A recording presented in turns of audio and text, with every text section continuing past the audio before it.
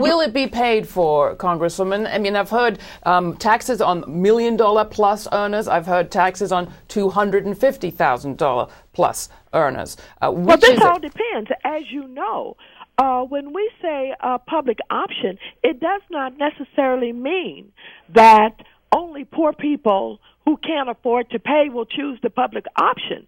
The public option can be chosen by people who have lots of money if they want. They just like what's presented to them in the public option, and they would have to pay full cost.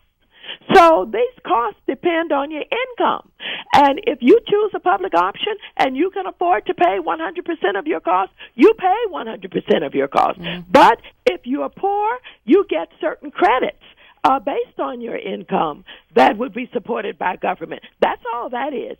So if anybody talks about public option, anybody in public option costing the government money, that's not true. You have the affordable credits part that recognizes how much money you earn and whether or not you're eligible for affordable credits that will be picked up by the government. Yesterday, the word came in from the Wall Street Journal that the private insurers' stock prices had been soaring on the news that coming out of the Baucus Committee in the Senate, there might be a third option that does away with the public part of the plan. Yeah, well, they would love that, to take 47 million Americans and have them being forced into the private insurance companies. Of course, it's going to make their profit margin skyrocket, and the CEOs are going to be sitting back collecting a lot of dough. Remember, insurance companies are corporations, and they have a fiduciary responsibility to their shareholders first, not to their clients, which is the folks that buy into this.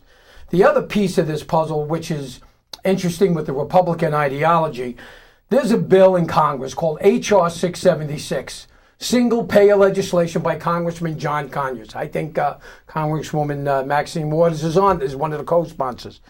That bill, from a financial standpoint, and I'm glad we have folks that are at the high end of wealth. I mean, I got nothing against wealth. Wealth is a good thing. Greed is what I got a problem with.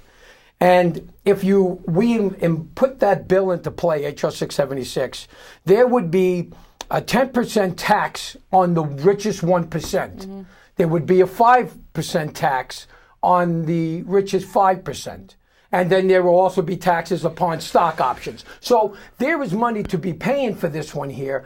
But at the same time, the rest of the country, we would save. And you know what gets me is that the Congressional Budget Office will not do a markup on single-payer legislation because they know that they will embarrass, with all due respect, to the Obama administration, Quick response. as well as the corporation.